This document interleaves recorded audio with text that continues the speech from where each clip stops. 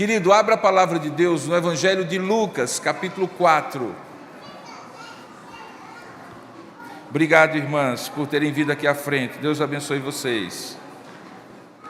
Não vai ser assim todo domingo não, viu? Fiquem tranquilas. Lucas, capítulo 4. Se você tiver um assento vazio ao seu lado, levante uma das suas mãos, e eu vou pedir que, com exceção dos diáconos e do pessoal da mídia, todos os demais que estiverem sentados, procurem um lugar, e que estiverem em pé, procurem um lugar e se assentem, por favor. E que evitemos, durante a mensagem, muita movimentação. Nós estamos felizes porque a cada domingo o espaço fica mais apertado. É bom demais isso.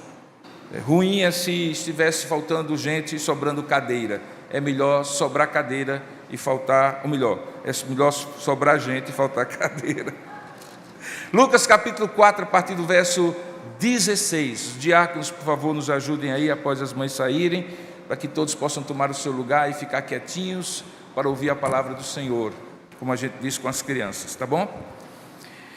Lucas capítulo 4, a partir do verso 16, eu comecei esse sermão hoje pela manhã. Se você não veio, você vai lá no canal do YouTube, dá uma olhadinha lá para pegar o fio da meada que eu vou dar em síntese aqui para você hoje à noite.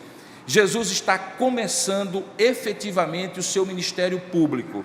Se você olhar no versículo anterior, versículo 14 e 15, você vai perceber que Jesus está na região da Galileia. Ele havia sido batizado lá embaixo do mapa, na região da Judeia, perto de Jerusalém. Foi ali que ele foi tomado pelo Espírito Santo, comissionado pelo Espírito Santo. O Espírito Santo desce em forma de pomba, o Pai fala diante de todos em voz audível: este é meu Filho amado, em quem me comprazo. Jesus está pronto a partir dali para o seu ministério público, já como um homem adulto. Ele passa pela tentação do diabo, que também está descrita em Mateus capítulo 4, e naquela tentação, também no poder do Espírito Santo e guiado pelo Espírito Santo, ele passa pela primeira prova. E aí ele sobe para a região norte de Israel, a região da Galileia. Ele era de lá. Jesus nasce em Belém, no sul, por conta daquele recenseamento que foi feito no Império Romano. Mas Jesus estava em Nazaré, por isso ele é conhecido como Jesus de Nazaré. O José e a Maria, sua mãe, também eram de Belém, mas moravam lá em cima na Galileia. E agora, como adulto, ele sobe para a Galileia. A Galileia era uma região mais pagã, mais assim gentílica, mais influenciada pela cultura greco-romana que havia dominado nos últimos séculos aquela região. Não era a região mais religiosa, e como eu falei pela manhã, é propósito de Deus que comece o ministério de Jesus entre aqueles que mais necessitavam, entre aqueles que estavam mais afastados de Deus, embora também aqueles que estavam no sul, influenciados pelo templo de Jerusalém, também precisavam, só que de uma outra forma, da presença de Deus. Jesus então está lá em cima, na Galileia, era a terra dele, era como se eu voltasse para Campina Grande. Eu conheço as ruas, eu me lembro do que aconteceu em tal rua, eu me lembro do que aconteceu em tal lugar, eu tenho recordações, e Jesus tinha recordações daquela região. Duas cidades se destacam, Cafarnaum e Nazaré. E então ele chega na sua cidade, propriamente dita, que é a cidade de Nazaré. E olha só o que o texto diz. O texto diz assim: indo para Nazaré, onde fora criado, entrou no sábado na sinagoga, segundo o seu costume. Jesus era judeu, e levantou-se para ler. Era assim que a liturgia acontecia na sinagoga. Então lhe deram o livro do profeta Isaías, que não era um livro encadernado, era um rolo de um livro, e abrindo o livro, ele achou o lugar no livro onde estava escrito esse texto aqui. E esse texto está escrito em duas partes de Isaías, Isaías capítulo 61 e Isaías capítulo 49. E o que é que diz essas duas partes? Exatamente isso que Jesus lê e que eu leio para você agora. Diz assim: o Espírito do Senhor está sobre mim, pelo que me ungiu para evangelizar os pobres, enviou-me para proclamar libertação aos cativos e restauração da vista aos cegos, para pôr em liberdade os oprimidos e apregoar o ano aceitável do Senhor. E tendo fechado o livro, como era costume, ele devolveu-o ao assistente da sinagoga e sentou-se, porque lá na sinagoga se prega sentado. E todos na sinagoga tinham o olhar fitos nele, porque cabia a ele agora fazer a exposição do texto. Então passou Jesus a lhes dizer, e ele faz uma frase, ele diz uma frase impactante. Ele diz: hoje, aqui, agora, se cumpriu a escritura que acabais de ouvir. E diante dessa afirmativa tremenda de Jesus, todos, verso 22, lhe davam testemunho, repercutiam a fala de Jesus e diziam assim, maravilhados das palavras de graça que lhe saíam dos lábios, mas perguntando: não é este o filho de José? Eu vou parar aqui porque foi até aqui que eu fui pela manhã, enfatizando como, ao dizer hoje, aqui e agora, se cumpriu essa palavra. Jesus estava, de fato, chamando para si o cumprimento completo e absoluto de todas as promessas, de todas as profecias, de toda a Escritura Sagrada da Antiga Aliança que dizia que o Messias viria.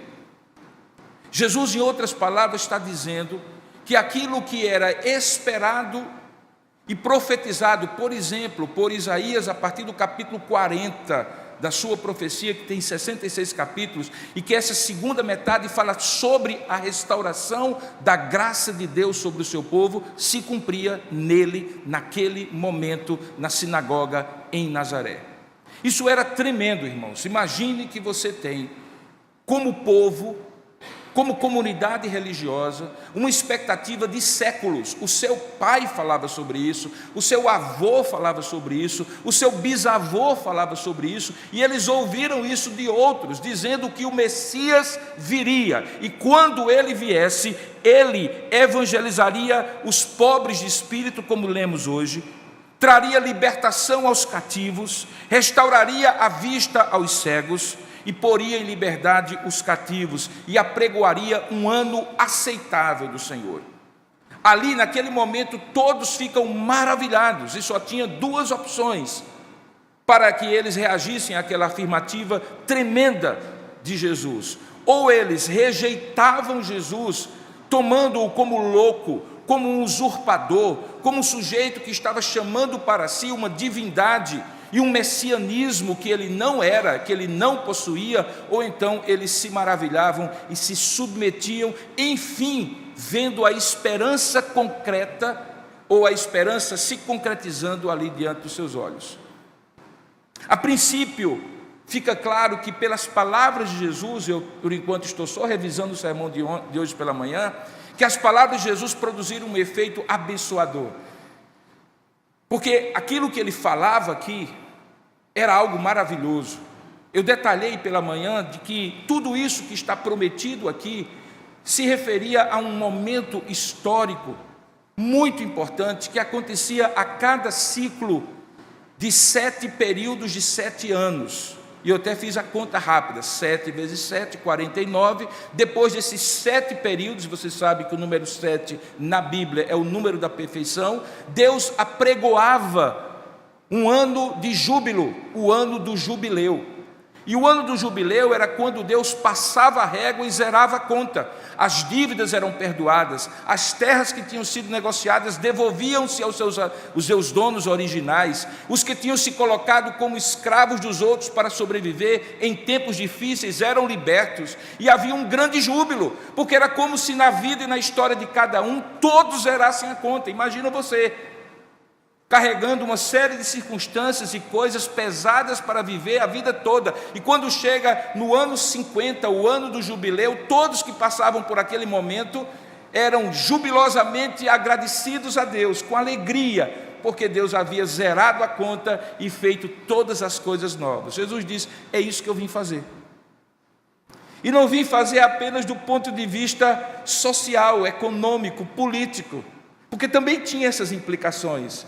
Este ato do jubileu, esse ano do jubileu, trazia paz social, porque não havia conflitos entre os que tinham mais e os que tinham menos, entre os mais pobres e os mais ricos. Havia uma paz, e por conta dessa paz, essa justiça trazida por Deus, e não por uma luta de classes, Deus trazia paz à nação.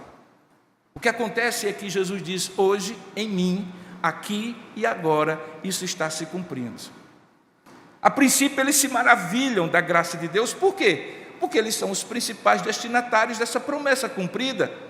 Eles eram os judeus acerca de quem a promessa havia se referido. Imagine que você, quando recebe a notícia de uma herança que você não estava esperando, que há muito tempo você já tinha desistido, e diz assim: você foi o contemplado. A tendência natural é você dizer: muito obrigado, louvado seja Deus, e sair pulando, cantando e alegre.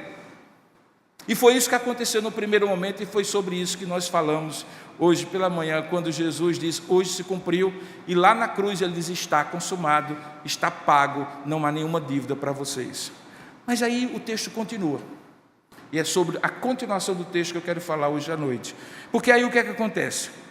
Alguém do meio da multidão pergunta: não é este o filho de José?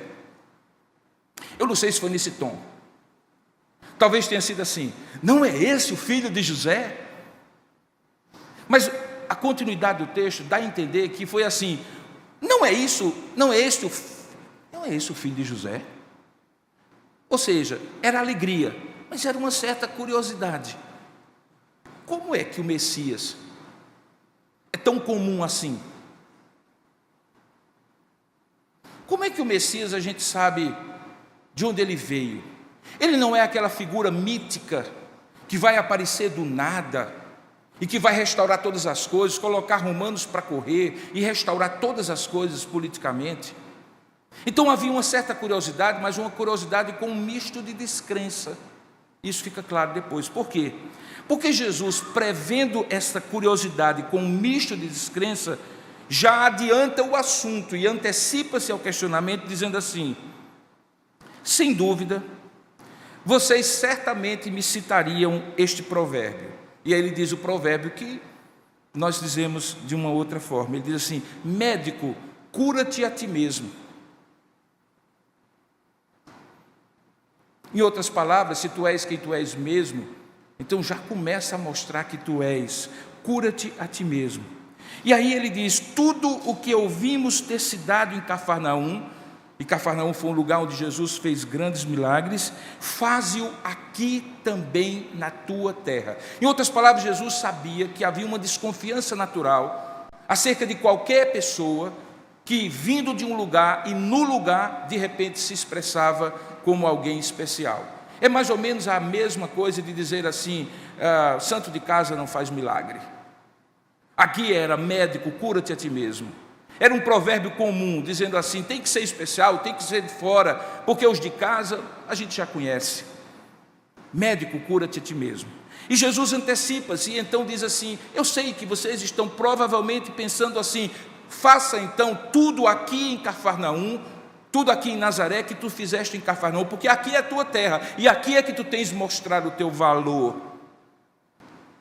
E aí Jesus usa duas menções históricas do Antigo Testamento para argumentar e responder a essa questão. Ele diz assim: e prosseguiu, verso 24: de fato, vos afirmo que nenhum profeta é bem recebido na sua própria terra. Jesus confirma que essa é uma tendência natural humana. E aí ele usa as duas histórias. Ele diz: na verdade, vos digo que muitas viúvas havia em Israel no tempo do profeta Elias. E ele diz exatamente em que tempo: quando o céu se fechou por 3 anos e meio, reinando grande fome em toda aquela terra. Mas a nenhuma delas, nenhuma das viúvas de Israel, nenhuma das viúvas hebreias, judias, Deus enviou Elias, verso 26. Mas a uma viúva de um lugarzinho chamado Sarepta, na região de Sidom, que era a região dos fenícios. Você se lembra de Tiro e Sidom, as duas cidades-estado dos fenícios, que não eram judeus, que eram pagãos, idólatras, que na verdade oravam e adoravam a Baalins e a deuses da terra. Jesus diz assim: não foi às viúvas de Israel que Elias foi enviado, embora lá havia necessidade, 3 anos e meio de seca, mas foi à viúva de Sarepta que Elias foi enviado. E aí ele dá um outro exemplo, que não somente Deus enviou para fora, mas trouxe alguém para dentro, mas alguém de fora. Por quê? Alguém de fora do povo. Porque ele diz bem no versículo 27, havia também muitos leprosos em Israel, nos dias do profeta Eliseu. Eliseu foi quem sucedeu Elias como profeta, e nenhum deles foi purificado por Eliseu, senão Naamã, o sírio, ou o sírio, que era um general, e a história está registrada, que sendo um homem muito poderoso, tinha porém um problema na sua vida, ele era leproso. E uma jovenzinha que trabalhava na casa dele disse assim: meu general, existe um profeta na minha terra de origem, ela era uma escrava possivelmente na Síria, chamado Eliseu. Por que o senhor não vai até lá para ser curado da sua lepra? E a história conta que ele foi, trouxe presentes. Eliseu não quis os presentes dele, porque a graça de Deus não pode ser paga, e disse simplesmente um recado: vai e se lava 7 vezes no Rio Jordão. E aquele homem poderoso se sente ultrajado, porque no seu lugar de origem tinha rios muito mais belos, muito mais limpos, e fica ultrajado com aquilo. Mas alguém com muita sabedoria, bom senso e humildade, coisa que ele não tinha, disse assim para ele: mas Naamã, meu general, se o profeta tivesse te pedido coisa mais difícil, tu não farias? O que é que vai te custar se banhar 7 vezes no rio Jordão, mesmo sendo um rio barrento? E ele então se banha, e quando ele termina o seu banho, sua pele está toda limpa. Jesus usa então esses 2 exemplos, da viúva de Sarepta e de Naamã. O que é que há de comum nesses 2 exemplos? É que tanto Naamã como a viúva de Sarepta não faziam parte daqueles que eram os que esperavam o Messias. Eles não eram judeus. E o que basicamente Jesus está dizendo é: vocês estão alegres porque o Messias agora veio, eu aqui agora sou o Messias, e de fato o Espírito do Senhor me ungiu para libertar os cativos, apregoar o ano aceitável do Senhor. Que coisa maravilhosa, eu estou vendo que vocês estão felizes. Mas por trás dessa perguntinha: não é este o filho de José? Existe um problema, um vírus maligno, que é do exclusivismo religioso. Vocês acham que a graça de Deus é só para vocês? Pois então deixa eu contar 2 histórias para vocês. E aí ele conta a história de Sarepta, da viúva de Sarepta, e conta a história do general Naamã. O que é que acontece? Quando a comida é pouca, o meu pirão primeiro. Quando a farinha é pouca, o meu pirão primeiro. Porque o que é que a reação acontece? Verso 28. Aqueles que se maravilhavam das palavras de graça que saíam dos lábios de Jesus, no entanto, todos na sinagoga, verso 28, ouvindo estas coisas, se encheram de ira. Como? Se encheram de ira, e levantando-se, expulsaram-no da cidade e o levaram até o cimo do monte, sobre o qual a cidade estava edificada, para de lá o precipitarem abaixo. E só porque não era o tempo de Deus, e Deus em Jesus havia marcado, não naquela hora, sua morte, mas tempos depois, diz o texto, no verso 30, que Jesus, porém, passando por entre eles, retirou-se. Então nós temos 2 momentos e 2 dinâmicas emocionais completamente diferentes nesse episódio. A primeira, que eu falei pela manhã, de júbilo, de gratidão por ser recipiente da graça de Deus. Toda aquela multidão na sinagoga conseguia ver a alegria e o júbilo de serem objetos da graça de Deus, do Messias ter vindo. Maravilha, todo mundo alegre, feliz. Mas quando Jesus diz assim: mas não é só para vocês, é inclusive para aqueles que vocês não acham dignos de receber a graça. E eu vou contar 2 histórias para ilustrar isso, lá da antiga aliança, e conto as 2 histórias. Ao invés de júbilo, eles se revoltam, se enfurecem. Por quê? Porque até aquele momento eles não haviam percebido, e teriam que passar a vida toda sem perceber, que a graça de Deus não se restringe a horizontes e limites religiosos. que a graça de Deus é subversiva no sentido de que ela não respeita aquilo que eu acho que Deus deve ser gracioso e para quem Deus deve ser gracioso. E a história de Jesus é toda a história de vários episódios, de quem não merecia recebendo a graça de Deus e quem achava que merecia não recebendo a graça de Deus. Porque a graça é livre, a graça de Jesus é livre. O Espírito sopra onde quer, nós não sabemos de onde ele vem nem para onde ele vai. Ele toca pessoas pecadoras como o ladrão da cruz no último instante da vida dele, e rejeita fariseus e mestres da lei, porque eram tão autossuficientes, tão cheios de orgulho espiritual, que achavam que tinham mérito diante de Deus. Essa história de Jesus na sinagoga de Nazaré é como se fosse um tema que Lucas vai mostrar no seu evangelho inteiro, da graça de Deus alcançando o inalcançável, da graça de Deus abençoando aquele que é imerecedor, do improvável sendo alcançado pela graça de Deus. E esta reação desses que estavam na sinagoga, como de costume, religiosamente cumprindo seus deveres, e não estavam errados em fazer isso, como vocês não estão errados em fazer isso. No entanto, havia na parte deles um orgulho do exclusivismo religioso. Um outro apóstolo, ou melhor, um outro evangelista, diz no Evangelho de João, capítulo 1, verso 11, que foi para estes que Jesus veio. Veio para o que era seu, mas os seus não receberam. Houve uma rejeição peremptória, completa, total. E essa rejeição baseava-se no fato de que o Messias tinha que ser meu, e somente da minha sinagoga, e somente do meu povo, e somente meu, e somente meu, e somente meu, que eu mereço, os outros não. E essa tendência maligna de se achar como o único recipiente da graça de Deus foi o que fez Jesus ter as piores dificuldades com aqueles que deveriam ser os que primeiro o encontrariam, porque ele veio para os seus, para estes. Aqui nós temos esse exemplo de como é possível começar se alegrando pela própria salvação e se entristecer e se enfurecer quando outros são alcançados, outros que a gente julga que não merecem. Esse é um bom exemplo de como a gente deveria pensar melhor sobre aquilo que Deus nos dá graciosamente e nos permite também ver Deus dando graciosamente aos outros.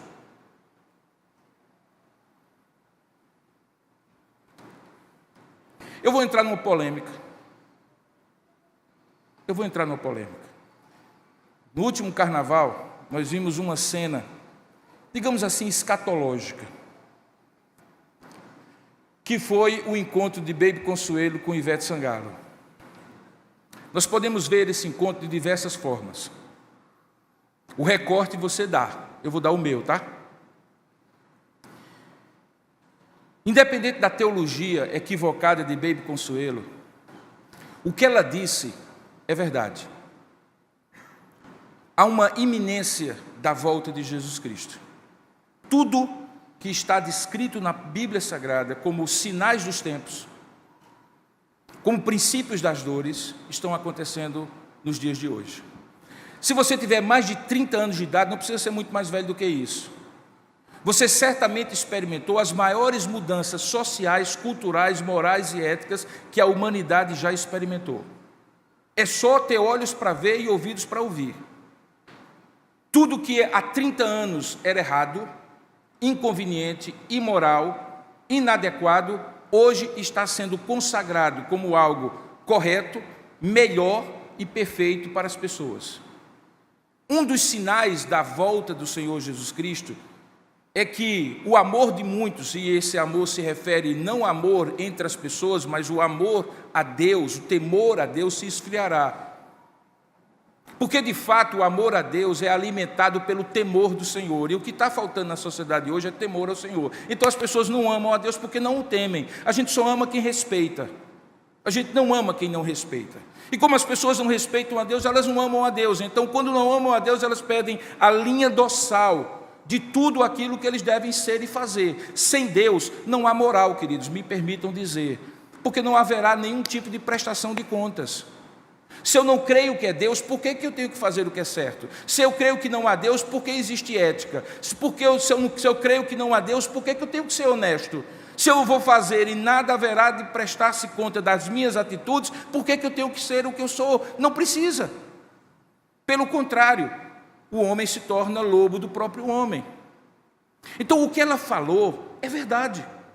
Nós não estamos, eu só não sei se vai ser daqui a 5 a 10 anos, como ela disse. Porque o próprio texto da Sagrada Escritura diz que ninguém sabe, nem o próprio Filho de Deus sabe.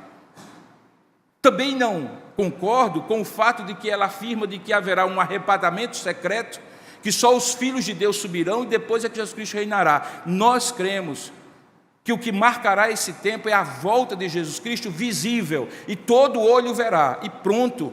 Alguns serão levados para o juízo eterno e outros serão salvos pela vinda de Jesus Cristo. Os detalhes mais são muitas vezes objetos de especulação. Primeiro fato, o que ela falou está certo. Segundo fato, a reação da outra pessoa envolvida é típica de quem foi pega de surpresa.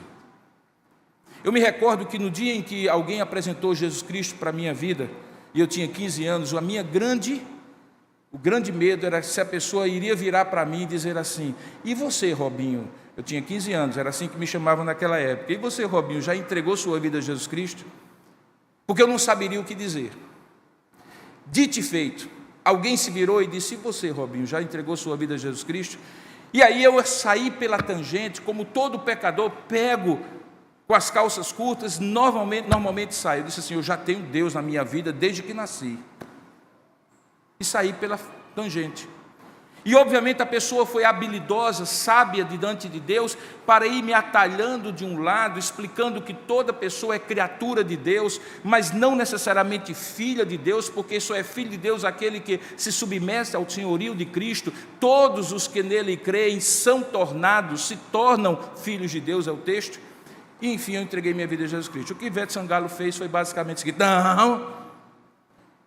E ainda que de maneira jocosa, jogando para a galera do bloco dela, ela diz a triste frase de que o Apocalipse, ou seja, os propósitos de Deus de cumprir aquilo que Ele colocou, podem ser retidos por um axé de péssima qualidade. Uma música com a letra terrível do ponto de vista lírico e do ponto de vista espiritual. Não tem Ivete Sangalo no mundo que consiga macetar o Apocalipse.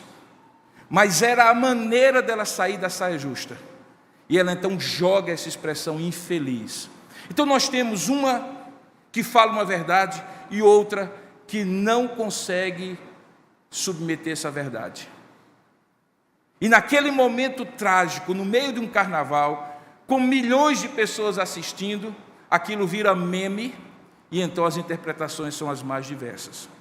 O que, no entanto, me faz chegar à terceira análise desse episódio, e depois eu volto ao texto porque está tudo muito envolvido, é saber que assim como eu já fiz, e não me envergonho de ter feito, e faria de novo se tivesse a oportunidade, eu não vejo problema nenhum em crente estar no meio do carnaval para falar de Jesus.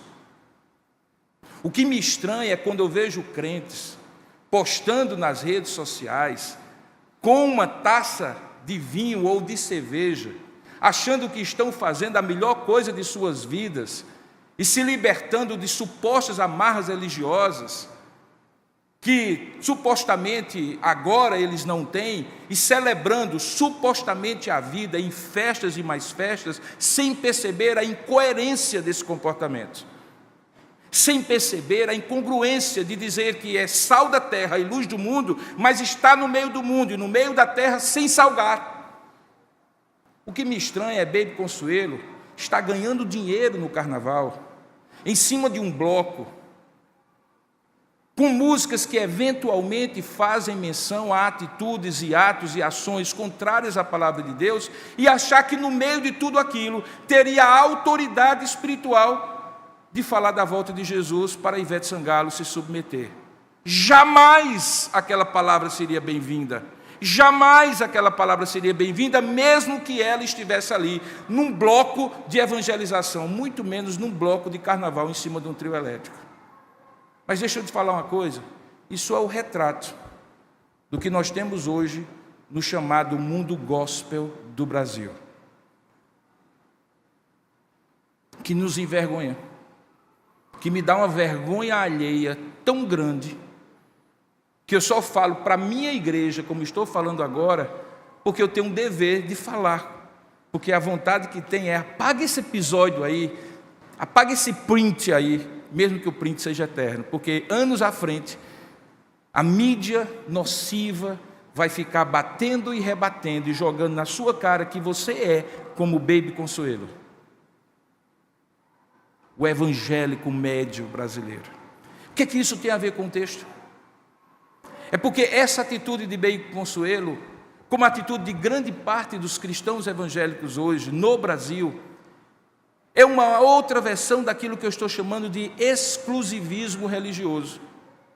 Quando há um seccionamento, uma segmentação da vida religiosa, distante da vida real, do dia a dia das pessoas. Quando na igreja ou na sinagoga, as pessoas eram capazes de dizer: nós somos os escolhidos e nós somos os que recebemos a graça de Deus. Mesmo Deus sabendo como estava o coração deles. E mesmo Jesus, em outro momento, tendo que dizer que vós sois como sepulcros caiados, por fora bonitos, mas por dentro vocês sabem os pecados de vocês. E, no entanto, e apesar disso, ao invés de terem uma atitude humilde, contrita diante de Deus, olham para a viúva de Sarepta e olham para Naamã, não como exemplos da graça maravilhosa de Deus que alcança pecadores, mesmo quando eles não fazem parte do meu clã religioso. Porque a graça é livre. Não cuidam de si, mas cuidam da vida dos outros. Não conseguem celebrar a graça de serem alcançados e de verem outros sendo alcançados, mas batem em cima do portador da boa nova, que diz que a boa nova é para libertar a todos, evangelizar os pobres, libertar cativos, restaurar a vista aos cegos, pôr liberdade aos oprimidos e apregoar o ano aceitável do Senhor. A segunda parte desse texto é um pouco ou mais do mesmo que Jesus vai enfrentar o restante do seu ministério, quando as maiores lutas que ele vai passar é para mostrar aos religiosos a graça de Deus alcançando os não religiosos. E para alcançar os não religiosos, levando-os a uma religiosidade que não fosse hipócrita, mas uma relação comum, maravilhosa, comunitária, única com Deus, de maneira pessoal, unicamente pessoal. O que isso tudo tem a ver conosco, com cada um de nós hoje, queridos? É porque assim como sinagoga, até do ponto de vista inclusive da estrutura física, nós costumamos, semana após semana, assim como era de costume, acontecer o que foi descrito aqui em Lucas capítulo 4, nós costumamos, semana após semana, estar aqui. E semana após semana, uma liturgia ser desenvolvida, via em regra, sem grandes alterações, em que alguém, assim como Jesus, chega aqui, como eu estou fazendo agora, pregando a palavra e falando da graça de Deus. E nós temos que ter a opção de ser daqueles da primeira parte do texto e não da segunda parte do texto. Porque a primeira parte do texto é aquela parte em que nós, porque somos pecadores, celebramos a graça que nos alcança, o ano do jubileu, o ano da libertação definitiva que Deus nos proporcionou em Cristo. Mas ao mesmo tempo, quando Deus disser para nós, e frequentemente Ele diz, e diz em episódios os mais diversos no seu dia a dia, que a graça dele alcança quem não está aqui dentro, que eu diga assim: então me faça instrumento e não obstáculo. Porque só tem duas opções. Quando eu descubro que a graça de Deus é para além do meu horizonte religioso, é dizer assim: então eu quero fazer parte desse movimento do Senhor. Eu quero ser instrumento para a vida de outras pessoas. Eu quero ver a graça de Deus, mas eu não quero ser obstáculo, eu não quero me ofender. Quando alguém, eventualmente, que eu digo que não merece, mas logo eu digo que não merece a graça, de repente for alcançado pela graça. Porque ao fazer assim, eu estarei da parte do time dos que se ofendem com a graça. E não há coisa mais esquisita para pecadores do que se ofenderem com a graça. Você imagina só? Alguém lhe dar um presente merecido, generoso, e você ficar ofendido, porque ele deu o mesmo presente a outra pessoa. Esse tema Jesus profere em outros momentos. Por exemplo, a parábola dos lavradores da vinha. Jesus conta a parábola que vários lavradores foram recrutados por um dono de uma vinha para fazer serviços. Alguns fizeram serviço por um pequeno tempo e outros desde o começo do dia. E quando o dono da vinha foi pagar, pagou a todos, e de maneira não proporcional ao tempo de serviço que eles ofereceram, mas à graça dele de abençoá-los com o dinheiro que ele queria dá-los. E então alguém entendeu e disse assim: peraí, o senhor está dizendo que nós que somos judeus, que estamos há tanto tempo trabalhando nessa vinha, vamos receber a mesma graça desses gentios que descobriram agora a graça há pouco tempo atrás? E Jesus diz algo maravilhoso. Ele diz assim: eu sou o dono da vinha, eu dou a graça a quem eu quiser. E Deus dá a graça a quem Ele quer. O que cabe a mim fazer? Das duas, uma. Ou eu me ofendo porque Deus não entra nos meus enquadres religiosos, e eu também não consigo ser sábio o suficiente, como aquela cantora não foi, para fazer a distinção entre o que é sal e o que não é, o que é luz e o que não é, e acabar enfraquecendo o discurso dela pelo comportamento dela, e eu não estou julgando-a como pessoa, mas na atitude que ela tomou. Uma forma ou de outra, eu estou me ofendendo ou ofendendo a graça. E é isso que Deus não quer que eu faça. Pelo contrário, Deus quer que eu usufrua da graça e me alegre com a graça de Deus na vida de outras pessoas. Eu sempre fico pensando, irmãos, em situações extremas. Situações que podem testar a minha capacidade de acolher a graça e celebrar a graça e não me ofender com a graça. Por exemplo, e hoje eu estou disposto a entrar em polêmicas. Digamos que num belo domingo como esse, entre por essas portas, nesse ambiente refrigerado de gente perfumosa e muito bem vestida, uma pessoa absolutamente drogada, jogada no lixo e na sarjeta da vida, e sente ao seu lado. Além do cheiro horrível que exala daquele corpo, que exalaria do seu, se você estivesse na condição dele, porque você não é melhor do que ele, sentar-se ao seu lado. E de repente, por meio do sermão do pastor, do louvor dos irmãos, essa pessoa resolvesse levantar-se e dizer que quer aceitar Jesus Cristo. Qual seria seu primeiro pensamento? Está bêbado e por isso não deve ser levado a sério. Está tão drogado que a gente não pode confiar que vai manter-se firme no Senhor. Não seria normalmente esses pensamentos que atravessariam a nossa mente?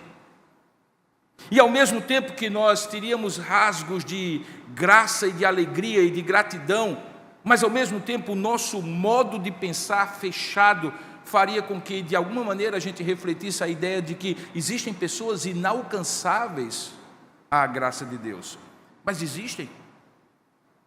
Existem pessoas inalcançáveis à graça de Deus? Existe algo absolutamente impossível de Deus fazer na vida de alguém? Existem pessoas que de tão pecadoras são irreconciliáveis, não podem ser jamais regeneradas, inalcançáveis? Existem. Porque se existir, deixe-me dizer, você também deveria ser incluído entre eles. Eu também deveria ser incluído entre eles. Porque se você lembrar da sua história, você vai chegar à conclusão que se Deus mantivesse um controle contábil rígido entre aquilo que você faz e que lhe faz supostamente merecer a graça de Deus, versus na outra coluna, aquilo que você tem feito antes e ainda hoje, mesmo conhecendo a graça de Deus, que lhe tornaria absolutamente inadimplente com Deus, pode ter certeza que o débito será infinitamente maior do que o crédito. Isso eu estou falando por mim, eu imagino por você, porque por você, só você pode dizer. Portanto, esse texto aqui, que inaugura o ministério público de Jesus na região da Galileia, na qual ele passa um ano inteiro alcançando os lugares que normalmente os judeus do templo de Jerusalém diriam assim, é caso perdido, porque a Galileia, sinceramente, é complicada demais aquela região, só tem gentio, só tem pagão e ímpio. Jesus dedica um ano inteiro, porque a graça dele não tem limites. A graça de Deus é livre. Ou você se alegra e se coloca como instrumento dela, ou você se autocontempla como objeto da graça dele e se ofende quando ele manifesta a graça dele a outros. Qual é a sua opção? Eu gostaria que nós vivêssemos a primeira parte do texto. A segunda parte, no entanto, está registrada para que não incorramos no mesmo erro, para que não nos tornemos ensimesmados como aqueles que usufruem a graça que recebem, mas não celebram a graça que Deus tem para outros.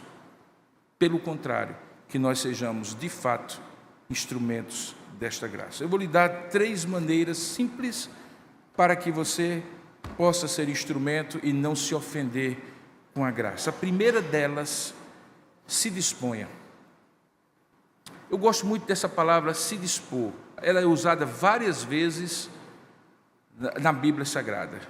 Se dispor, a ideia é se levante, se ponha, se coloque. Não fique esperando. Tome uma iniciativa. Diga, eis-me aqui.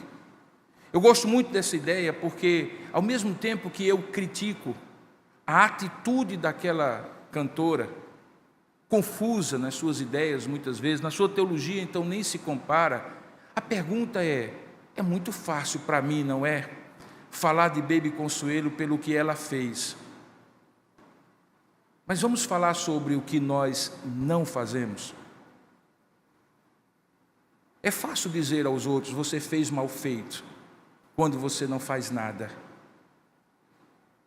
Se dispor é dizer assim, Senhor, onde eu estiver, eu quero ser instrumento da Tua graça.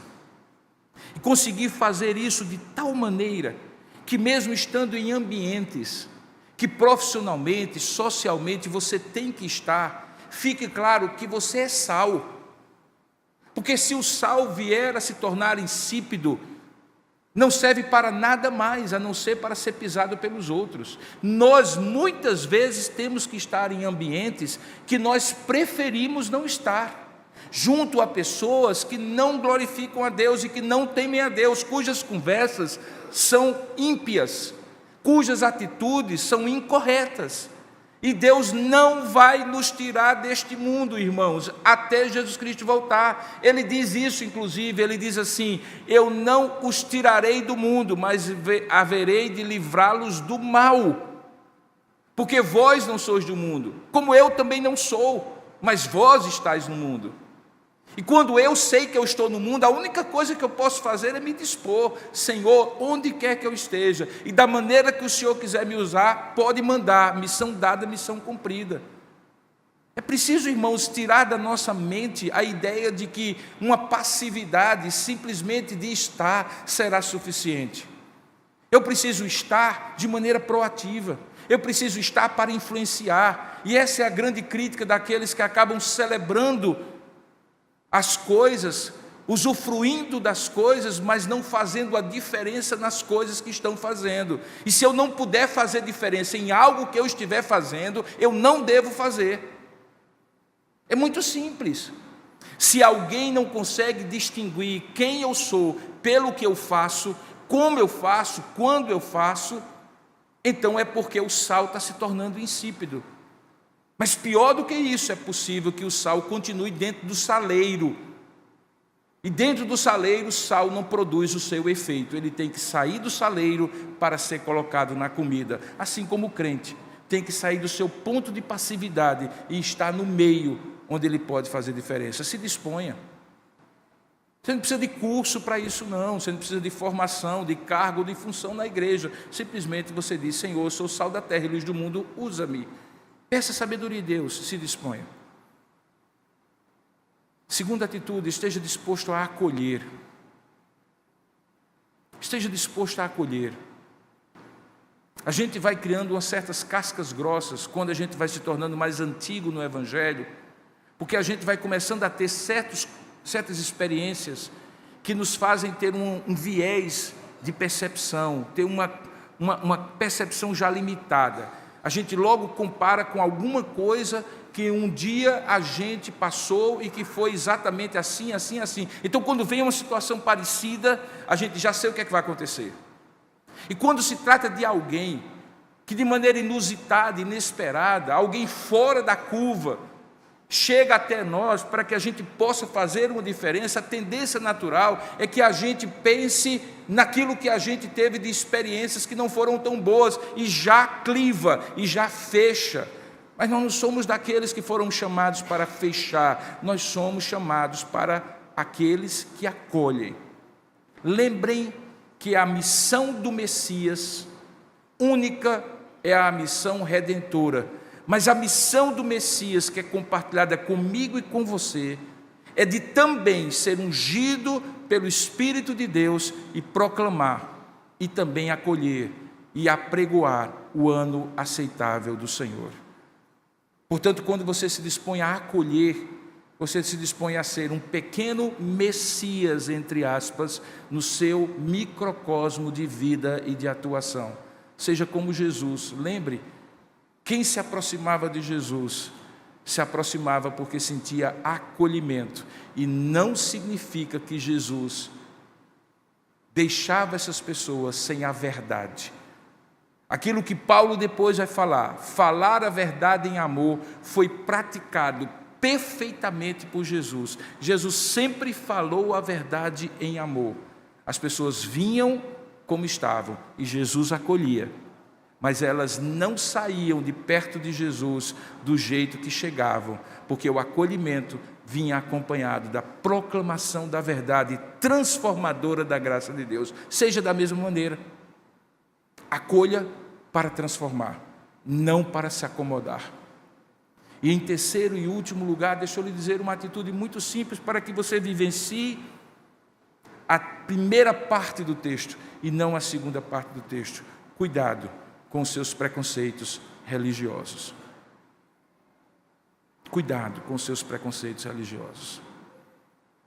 Aqui não vai nenhuma palavra na direção de qualquer ecumenismo, de qualquer liberalização, dizendo que todas as religiões são iguais. Eu não acredito nisso, até porque todas as religiões não são iguais, porque adoram deuses diferentes, e que são diferentes não apenas porque têm nomes diferentes, mas porque têm natureza, atributos e formas de pensar diferentes conforme eles se revelam. Então Alá não é Deus, não tem condição de ser. Não é ecumenismo que eu estou falando. Eu estou falando daquela restrição cada vez mais fácil de nós fazermos quando olhamos para o nosso microcosmo pequenininho da nossa congregação de fé, da nossa sinagoga, da nossa comunidade.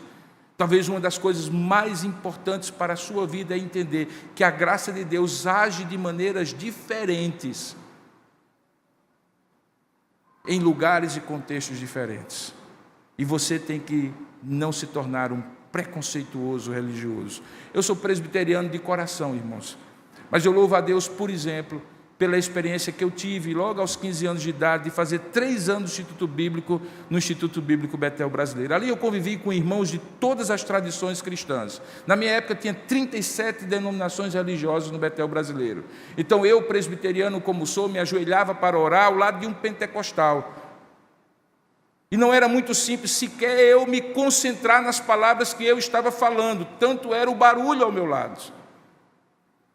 Mas aquilo me deu um coração aberto para entender que Deus, de alguma maneira incompreensível, mas graciosa, que eu consigo perceber, salvo o presbiteriano como presbiteriano que é, e salvo o pentecostal como pentecostal que é, e não me explico como ele faz isso, mas ele faz. Assim também eu preciso ser convicto das minhas convicções, mas não posso ser preconceituoso acerca das convicções dos outros, a não ser aquelas que são fragorosamente contrárias à palavra de Deus. Eu não tenho comunhão nenhuma com alguém que não confessa Jesus Cristo como Senhor e Salvador da sua vida, mas eu tenho toda a comunhão com aqueles que, confessando o Senhor Jesus Cristo como Senhor e Salvador da sua vida, têm costumes, têm práticas diferentes das minhas, porque eles são meus irmãos em Cristo. Então, tendo dito isso, eu quero dizer, eu acredito que a minha irmã Baby Consuelo foi infeliz e não deveria estar naquele lugar, fazendo o que estava e dizendo da maneira como disse, mas eu não tenho nenhuma autoridade para dizer que ela vai para o céu ou não vai para o céu, que ela é crente ou que ela não é crente. Fazendo isso, eu me tornarei um preconceituoso religioso. Por isso, tenha muito cuidado quando você analisar as coisas e os fatos que acontecem. Fazendo assim, sendo uma pessoa capaz de livrar-se dos seus preconceitos religiosos que sempre nos assediam, porque eles se tornam como formas de cognição, de compreensão da vida, muito sólidos, muito inflexíveis. É ao mesmo tempo se dispondo e dizendo assim, eu quero fazer a influência, você se tornará alguém que celebra, mesmo quando um menino que você viu como menino se tornou homem e disse que era o Messias, chega na sua sinagoga e diz, hoje mesmo se cumpriu essa palavra. Para eles era surpreendente, para nós nunca deveríamos nos surpreender com a graça de Deus, porque ela é livre. Que Deus os abençoe. Amém. Ó Deus, querido Pai, ajuda-nos a compreender a Tua palavra cada vez mais, a analisar tudo e reter o que é bom, a ouvir a exposição da Tua palavra e pedir o discernimento espiritual, mas acima de tudo, livra-nos de todo preconceito, de toda discriminação, no sentido daquilo que o Senhor mesmo não discrimina, naquilo que o Senhor mesmo não diz ser errado. Ajuda-nos a ter a certeza da Tua verdade, mas ao mesmo tempo sermos acolhedores, louvando e nos alegrando com o fluir da Tua graça nas nossas vidas, mas não nos tornando egoístas, Senhor, a ponto de não ver ou achar impossível ou improvável que a Tua graça alcance outros tão diferentes de nós. Ajuda-nos, ó Pai, a sermos acolhedores e disponíveis nas Tuas mãos e celebrarmos que o ano do jubileu já veio e que o Senhor já proclamou e estamos em pleno início desse ano, até que, na consumação dos séculos, o Senhor Rei volte e faça todas as coisas novas eternamente. Nós aguardamos por isso. Enquanto isso, Senhor, usa-nos com a ousadia da Tua graça que nos alcançou, consagrando a nossa vida a esta missão. É isso que nós oramos em nome e para a glória do Senhor Jesus. Amém e amém.